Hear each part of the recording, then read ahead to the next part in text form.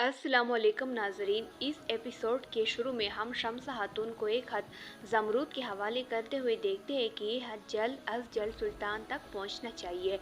अगले मंजर में अम्माज सुल्तान को खबर लाता है कि विलियम हलील की लाश के साथ महल में पहुंच गया है। हलील की शहादत की खबर सुनकर सुल्तान को गुस्सा आया और विलियम को अंदर लाने का हुक्म दिया। सिपाही विलियम को अंदर ले आए और उसे सुल्तान के कदमों में सिजदा किया।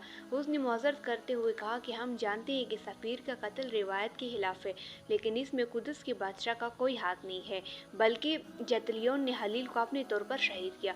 सुल्तान के साथियों ने सख्ती से जवाब दिया कि कत्ल बादशाह के सामने हुआ और तुम कहते हो कि बादशाह बेखबर था।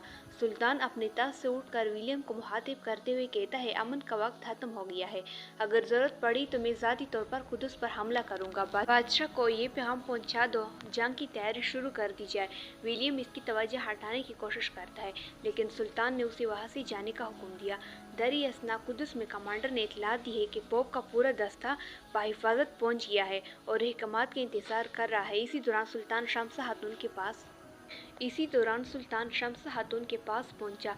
वो एक कपड़ा हटाती है जिसके नीचे लकड़ी का एक खूबसूरत जहाज ज़ाहिर होता है। वो कहती है, ये आपके हुक्म के मुताबिक तैयार किया गया है। सुल्तान ने हुक्म दिया कि उसे इमाम शाफी रहमतुल्लाह अलैह की कब्र के ऊपर रख दिया जाए, ताकि लोग जान ले कि उस जहाज के नीचे इल्म का समंदर है।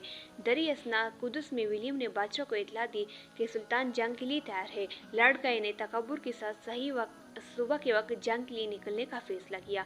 बेलियन के एहतजाज है कि उन्होंने अमन मुआहदा तोड़ दिया है, लेकिन उसकी दरख्वास्तों को नज़रअंदाज कर दिया गया है।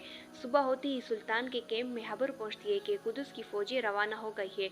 जंगल के जरिए लड़ गया अपनी फौज के साथ मोटा के तरफ बढ़ता है। उसने पानी के मनबा के करीब कैंप लगाने का फैसला किया। उसे इत्तला मिली कि सलाहुद्दीन का भाई कुछ सिपाहियों के साथ कुएं के पास मौजूद है। मंजर बदलता है। मैदान जंग के इंकशाफ होते ही लड़गाए हैरान रह जाता है जब वो सलाहुद्दीन की फौज को देखता है, क्योंकि अलैहिस्सलाम की फौज उसके झंडे तले मुतहद हो चुकी है। वो अपने सिपाहियों से कहता है कि आज या वो तो जीतेगी या मर जाएंगे, पीछे हटने का सवाल ही पैदा नहीं होता। दूसरी तरफ सुल्तान सलाहुद्दीन अयूबी ने अपनी फौज से खिताब करते हुए ऐलान किया कि कुदस किसी एक नस्ल या फिरके का नहीं, बल्कि हम सब का है। अगर किसी के दिल में खौफ है तो वो मैदान जंग छोड़ सकता है, लेकिन अगर उनका ईमान है तो आज फैसला होगा कि या तो वो जीतेगी या अल्लाह की राह में शहीद हो जाएंगे। जंग का आगाज़ नारों की गूंज से होता है। दोनों तरफ से सख्त मुकाबला। सुल्तान के सिपाही बहादुरी से लड़ते हैं। सूरत हाल को देखकर लड़गाए परेशान है और पीछे हटने का फैसला करता है। जब वो भागता है तो उसकी सिपाही मायूस हो जाते हैं। इसी दौरान बहुत से बहादुर मैदानी जंग में शहीद हो जाते हैं। सूरत हाल तेजी से बदलती है और लड़गाए मैदानी जंग से फरार हो जाता है, लेकिन जंगल में सलाहुद्दीन के सिपाहियों ने उसे चारों तरफ से घेर लिया। आखिरकार उसे एहसास होता है कि वो बच नहीं सकता और उनके सामने हथियार डाल देता है। प्यारे नाजरीन, आज की किस्त में ऐसा ही हुआ। अगर आपको ये एपिसोड पसंद आया तो बरे करम हमारे चैनल को सब्सक्राइब करें और घंटी के निशान को दबाएं। अल्लाह से दुआ है कि इस वीडियो को देखने वालों को दोनों जहान की खुशियाँ नसीब फरमाए। आमीन।